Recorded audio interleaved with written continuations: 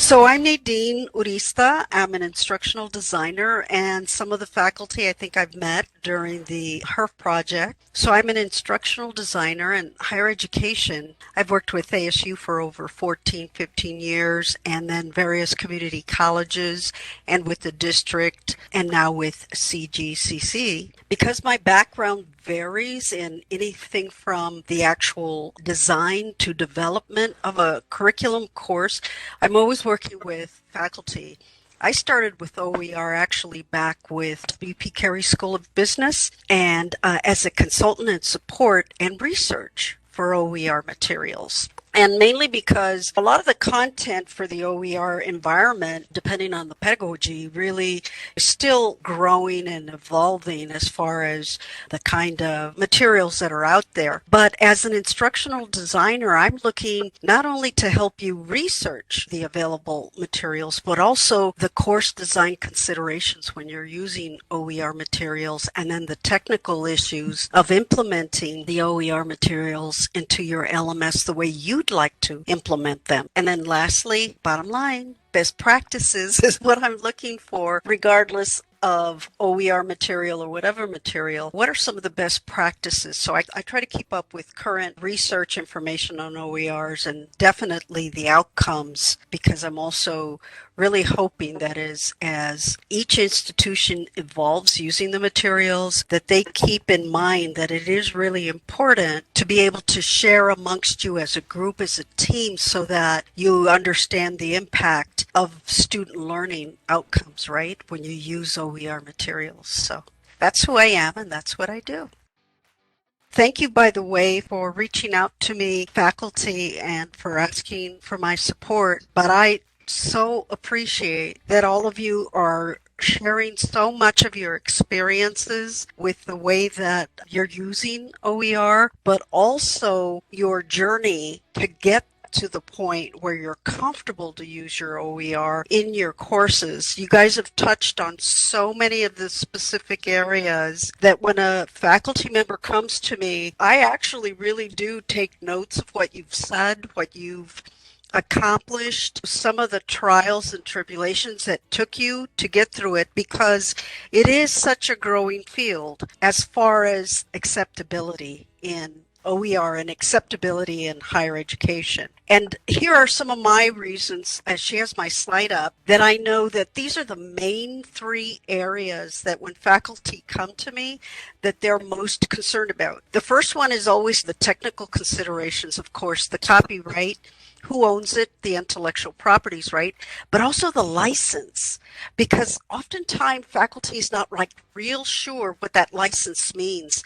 So what does it mean? What are the terms that allows you to take that content that's already been developed? What kind of leeway do you have with it?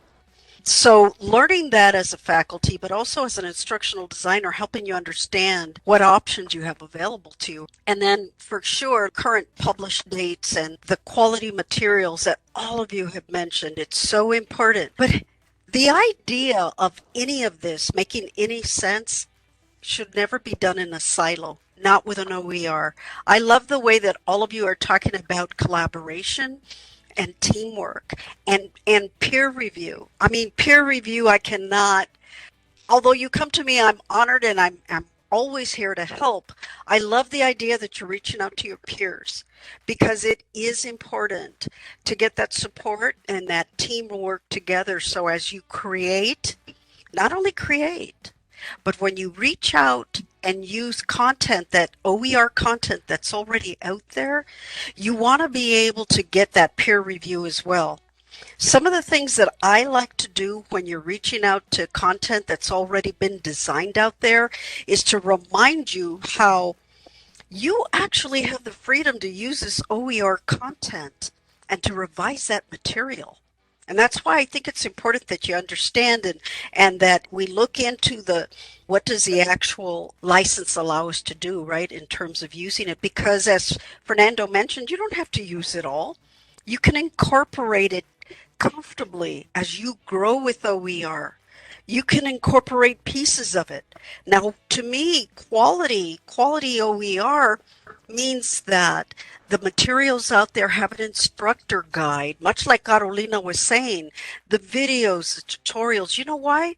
It's not just for the student. As much as I know that we are very student-centered, it is as important for you, faculty, to have these materials like the instructor guides, like the assignments, and those guidance that, if not being used, gives you an opportunity to be able to devise, put together your own. And so when I'm looking at quality OER, I'm looking to see, okay, what exactly are you looking for faculty? How much of this do you really want to incorporate?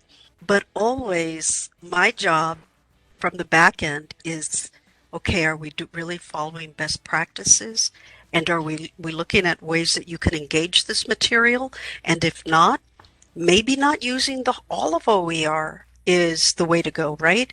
Because you also want to keep in mind that you want engagement, that you want to be able to use the material the way that it works best with the design you have in mind for your curriculum. And then, of course, part of the course design is how is it going to behave and act in your LMS, your Canvas material, and can you currently modify the way that the format's in there? As Alyssa and I were talking about that, I love doing technology is my first background, so I always love reaching out to people and finding out how can we use this OER material other than the way that it was originally created. You know, what other format, technical format, can we bring that in?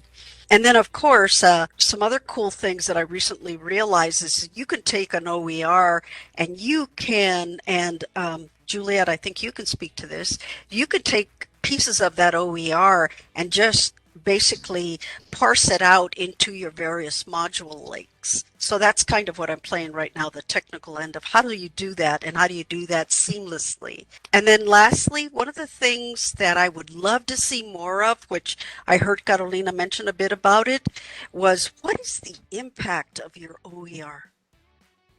And can you please share that with the whole OER community? What's the impact?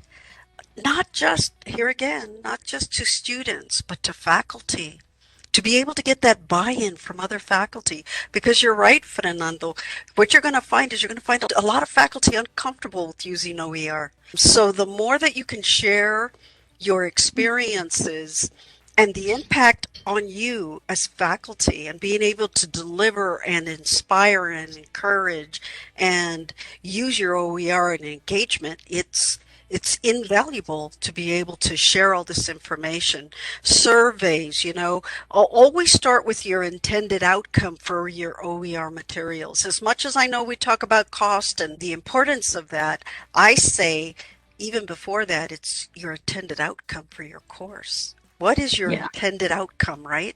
And I know that you have that in mind, but the reason why to keep that the very forefront is because does this OER material really speak to the intentions that I had for this course? And maybe, like I said, maybe the totality of that whole OER material doesn't, but that's when you can pick and choose, and that's the very cool thing about OER. You can decide for yourself and support from your peers and your community what's going to work best, and you can always change it up. So anyway, thank you for your time, and keep sharing because it's so helpful.